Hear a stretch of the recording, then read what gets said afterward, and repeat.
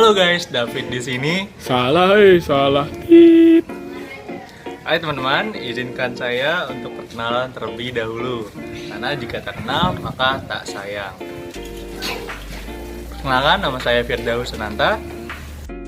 Perkenalkan, nama saya Alia Desi Kustikayati. Perkenalkan, nama saya Yusyotang. Halo, perkenalkan saya Muhammad Faisal Hori. Halo guys, perkenalkan nama saya Tiga Nugraha. Saya di sini sebagai ketua dari kelompok 1. Nah, daripada kita menunggu yang nggak pasti, jadi langsung cus aja yuk.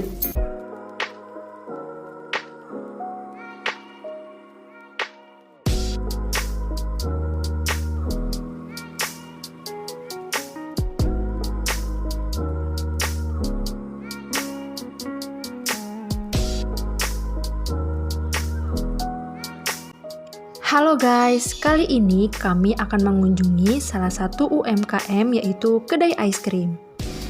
Nah, kita udah sampai nih, nama kedainya yaitu Godzilla Ice Cream. Di sini kita akan memberikan pemahaman terkait standar akuntansi pada perusahaan dagang. Kalian tahu nggak sih apaan itu perusahaan dagang? Nah, untuk lebih tahu tentang akuntansi perusahaan dagang akan dijelaskan oleh teman-teman kami. Perusahaan dagang adalah suatu perusahaan yang memerlukan berbagai jenis produk yang dijual untuk keperluan konsumen tanpa merubah bentuk atau wujud barang tersebut. Nah, perusahaan dagang ini tergolong menjadi dua macam. Golongan pertama yaitu perusahaan dagang berdasarkan jenis produk yang dijual belikan. Yang termasuk ke dalam golongan perusahaan ini yang pertama yaitu perusahaan barang produksi atau mentah. Contohnya yaitu perusahaan kayu gelondong, serbuk kaca, dan lain-lain. Nah, yang kedua yaitu perusahaan barang jadi, contohnya yaitu perusahaan tekstil, elektronik, dan lain-lain. Golongan kedua yaitu perusahaan dagang berdasarkan konsumen. Nah, yang termasuk ke dalam golongan perusahaan ini yang pertama yaitu perusahaan dagang besar, contohnya yaitu pedagang grosir. Yang kedua yaitu perusahaan dagang perantara, contohnya yaitu pedagang subgrosir. Dan yang ketiga yaitu perusahaan pengecer, contohnya yaitu supermarket, kios, warung, kedai, dan lain-lain. Selanjutnya yaitu karakteristik perusahaan dagang. Nah, karakteristik perusahaan dagang yang pertama yaitu memiliki aktivitas utama berupa membeli, menjual, menyimpan di gudang penyimpanan, dan kembali menjual. Yang kedua yaitu perhitungan total keuntungan berpatokan dengan total hasil penjualan dikurangi biaya pembelian dan biaya operasional. Dan yang ketiga yaitu kegiatan akuntansi berlandaskan dengan akun persediaan barang, yaitu perhitungan harga pokok penjualan dan laporan laba rugi memakai bentuk single step dan multiple step. Nah teman-teman, daripada kita nungguin yang nggak pasti, yuk kita langsung samperin aja yuk mbaknya. Ayo guys. Halo mbak, selamat siang. Kami dari Universitas Negeri Jakarta ingin melakukan wawancara terhadap Dan tutoring toko mbak. untuk toko ini. Iya. Kami memiliki beberapa pertanyaan ya mbak ya. Kalau boleh tahu, sejak kapan toko ini didirikan? Sejak Februari 2022. Selanjutnya, apakah pembeli dikenakan pajak pada produknya? Enggak, Lalu, apa yang ditawarkan toko ini kepada pelanggan? menawarkan berbagai jenis es krim dan kroffel. Untuk suplai pada toko ini, apakah mbak memproduksinya sendiri atau membeli dari orang lain ya mbak? Ya kalau dari bahan-bahannya mah beli di luar, tapi kita kalau gelato mengolah sendiri. Apakah di toko ini memberikan ongkir pada customernya? Tidak, Lalu, apakah toko ini sudah melakukan pembukuan sesuai standar akuntansi keuangan? belum. Jadi, karena belum melakukan standar akuntansi keuangan, kami ingin melakukan tutoring pada toko ini, Mbak, supaya toko ini bisa lebih maju. Apakah mbak bersedia untuk dilakukan tutoring? Sedia.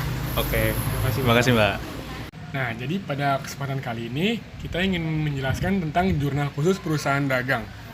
Nah, yang pertama ini ada jurnal pembelian. Di jurnal pembelian ini, kita melakukan transaksi pembelian secara kredit. Nah, di toko ini ada nggak, Mbak, melakukan pembelian secara kredit? Ada Apa tuh, kalau boleh tahu? semacam kursi dan mesin. Kursi dan mesin ya? Nah, Iya. kalau gitu kita catat, Mbak, di jurnal pembelian ini, Mbak, karena itu kan dilakukan pembelian secara kredit ya? Oke. Kursi dan mesin es krim ya? Iya. Kira-kira berapa, Mbak, harganya, Mbak? Ya kalau kursi mah karena banyak gitu berapa ya? Dikira-kira aja Mbak. Kira-kira. Oh, satunya 54. Satunya 54.000 ya? Iya. Itu ada berapa fungsi? 1, 2, 3, 4, 6. 5. 6 ya? Iya. Berarti 54.000 dikali 6 ya Mbak? Oke. Nah, kalau mesin es krim harganya berapa tuh Mbak? 3.500.000. 3.500.000. Nah, karena ini dilakukan pembelian secara kredit, Ya. maka masuknya ke akun pembelian dan utang dagang Mbak. Jadi pembeliannya di debit dan utang dagangnya di kredit. Seperti ini. Nah, ntar tinggal kita total aja Mbak, jadinya berapa. Oh, Nah, jadi ya total pembelian Mbak ini kurang lebih untuk kursi dan mesin es krim ini totalnya 3.824.000 Mbak. Untuk debit dan kreditnya. baik.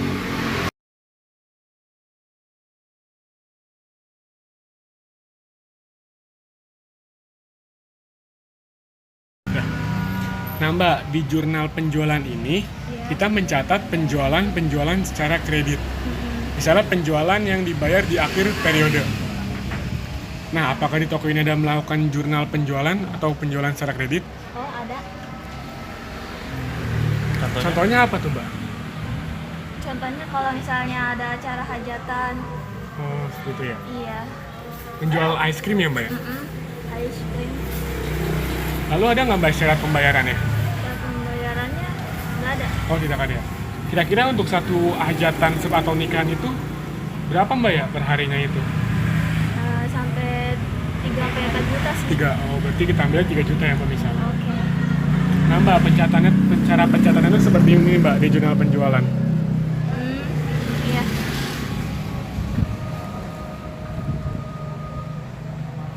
Nah, kameramen boleh disorot. Kameramen boleh. Jadi karena Mbak melakukan penjualan secara kredit, karena Mbak melakukan penjualan secara kredit, Iya. di piutang dagang dan di penjualan kan tadi kan 3 juta. Berarti totalnya juga 3 juta. Oke. Di debitnya tuh piutang dagang Iya. dan di kreditnya itu penjualan. Sama-sama 3 juta. Jadi seimbang. Nah Mbak, selanjutnya ini jurnal penerimaan kas. Jadi di jurnal penerimaan kas ini kita mencatat transaksi penerimaan kas secara langsung atau secara tunai. Nah, kalau di toko ini apakah ada penerimaan kas secara langsung dan dari siapa kalau boleh tahu ya? Ada. Dari siapa? Dari pembeli ke penjual. Oke, jadi saya kasih contoh cara penulisannya ya. Iya. Di pembeli. Nah, apakah di toko ini ada potongan penjualan atau diskon? Jelas ada. Ada. Ada. Ini yang Mbak ya? Iya, ini. Oh ya ini. Nah, berarti pencatatannya tuh seperti ini Mbak. Potongan penjualannya ini 2.000. Berarti kasnya Mbak ini 14.000. Nah, selanjutnya di penjualan ini berarti total dari kas dan potongan penjualan 16.000. Jadi the total debit dan kredit ini sama ya Mbak, sama-sama 16.000. Iya, sama. Terus selanjutnya Mbak bisa mengikuti seperti template ini ya Mbak ya, Oke. untuk pencatatannya.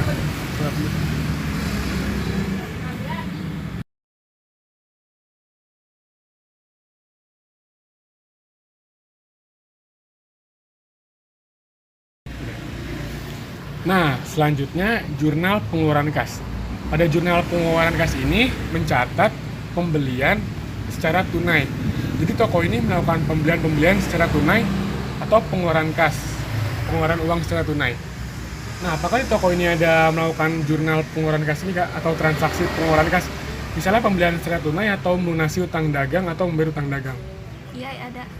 Apa tuh Kak? Mesin es krim. Oh, mesin es krim, terus sama kursi. Oh, mesin es krim ini membayar utang dagangnya berapa ya Kak kira-kira? 350. 350. 3 juta. Oh. 3.500.000. Oh, 3.500 ya. Iya. Nih Kak, jadi pencatatannya tuh seperti ini Kak.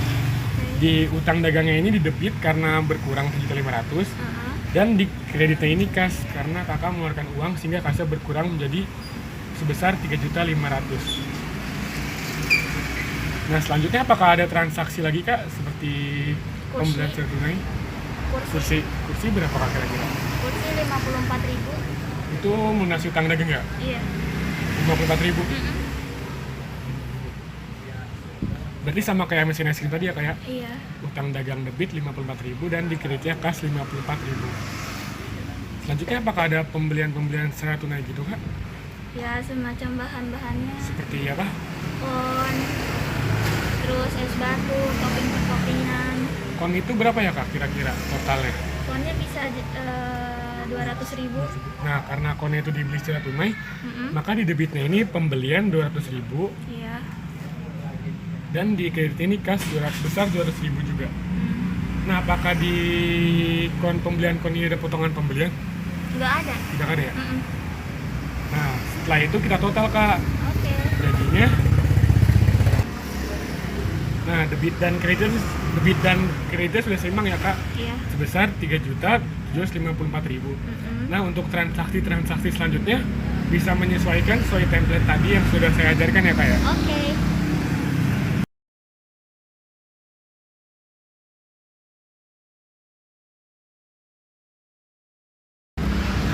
Nah, yang terakhir ini jurnal umum atau memorial.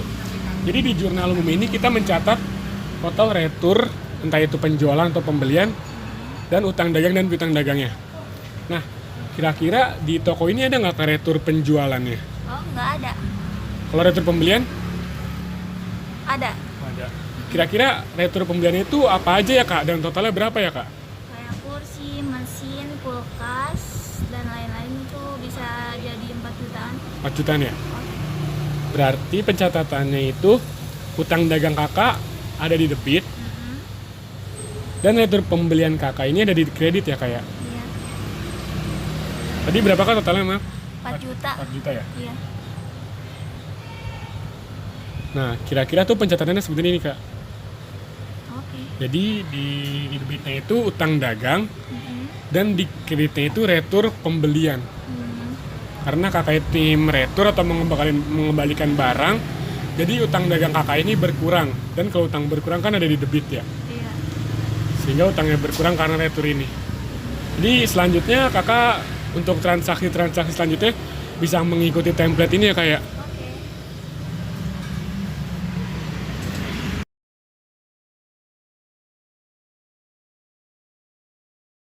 Baik Kak, setelah sesi tutoring ini, apakah kakak paham atau menjadi lebih paham Kak?